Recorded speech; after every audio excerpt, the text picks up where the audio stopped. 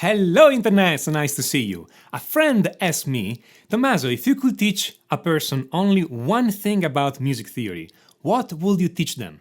Well, this video is my answer to that question, but before I give you my answer, I want to know from you, if you guys could give only one piece of information, only one idea, only one thing about music theory to another person, what would you teach them? What is the thing? The one thing that everybody should know about music theory. If you could learn only one thing in music theory, what would be the one? Write your ideas down in the comment. And now, this is my answer.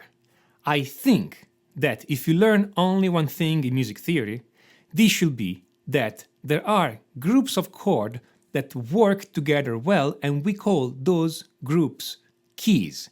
And many songs stay in one key, meaning they pick one of those groups of chord and they use only chords in that group.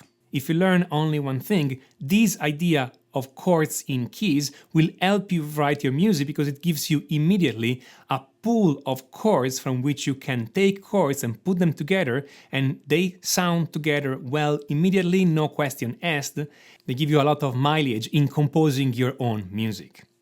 So now the question is, how do we find those keys? How do we find what chords are in a key? Well, there are many ways of doing it. In fact, the easiest way is just get this free beginning music theory ebook that contains all the chords in all the keys and be done with it. But if you are curious on how to do it and you want to do it by yourself, this is the slightly harder way of doing it. You do it in two steps. First, you find the notes in a scale, and then you find what chords those notes correspond to. So for instance, let's say you want to find all the chords in the key of D major. Step number one is to find all the notes in D major. An easy way to do that is to simply apply the formula for the intervals of the major scale, which is whole, whole, half, whole, whole, whole, half. If you've never seen this before, I suggest you have a look at the video on the super basic of music theory that I posted a while ago. You can find a link to it on the top right corner of this video. Now, if I start from the D note, I go up a whole step to find E, a whole step to find F sharp, a half step to find G, a whole step for A, a whole step for B, a whole step for C sharp, and a half step, and then back to D. So the notes in the key of D major are D, E, F sharp, G, A, B, C sharp. Now, the chords in the major key always happen in the same order, and the order is major, minor, minor, major, major, minor, diminished. And we are going to completely ignore the diminished chord. We're simply not going to use it. So if I just apply this formula to the notes I just found, I can see that the chords in the D major scale are D major, E minor, F sharp minor, G major, A major, B minor, and C sharp diminished. So this gives you 6 usable chords that you can play together, and if you try to play them one after another, they always work whatever orders you put them on. Let's do everything in another key. Let's do everything in the key of A major. So step number one is to find the note. Starting from A, I go up a whole step for B, a whole step for C sharp, half step for D, whole for E, whole for F sharp, whole for G sharp, half, and then back to A. And then I can just apply again the formula of the major and minor chords. So my chords are A major, B minor, C sharp minor, D major, E major, and F sharp minor. Notice that you don't have to use all the chords in a key. You can just pick 2 or 3 or 4 and it will work perfectly well. Now those are the formulas in major. The formulas in minor are slightly different.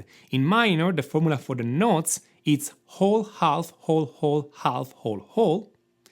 And the formula for the chords is minor, diminish, major, minor, minor, major, major. Now, to remember the formulas for the chord, which look quite arbitrary, just notice how in the major keys, the 1, 4, and 5 are major, and in the minor key, the 1, 4, and 5 are minor. So let's try and find the chords in the E minor key. Step number 1, we are finding the notes. Starting from E, I'm going up a whole step for F sharp, half for G, whole for A, whole for B, half for C, whole for D, and a whole for E again. And then I'm just applying the formulas of the chord. So I have E minor, F sharp diminished, which we're not going to use, G major, A minor, B minor, C major, and D major. So what you can see from this is that all the major keys are the same, the only thing that changes is the starting note, but the formula for the notes and the formula for the chord, it's always the same for all the major keys. And all the minor keys are the same, the formula for the notes and the formula for the chords, it's the same every time, and the only thing that changes is the starting note. So this is how it's done technically, but again, you don't have to do all this music math every time, it's just easier if you get the Beginning Music Theory ebook, which is free, and it contains already all those calculations done already for you.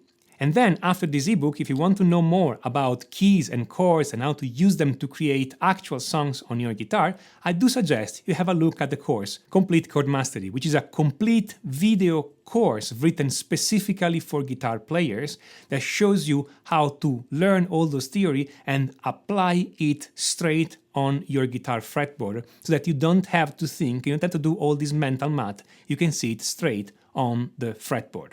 If you like this video, don't forget to like and subscribe, and if you have any friends who needs help in finding the chords in key, please send them this video. I really appreciate that, and I'm sure your friend will appreciate it too.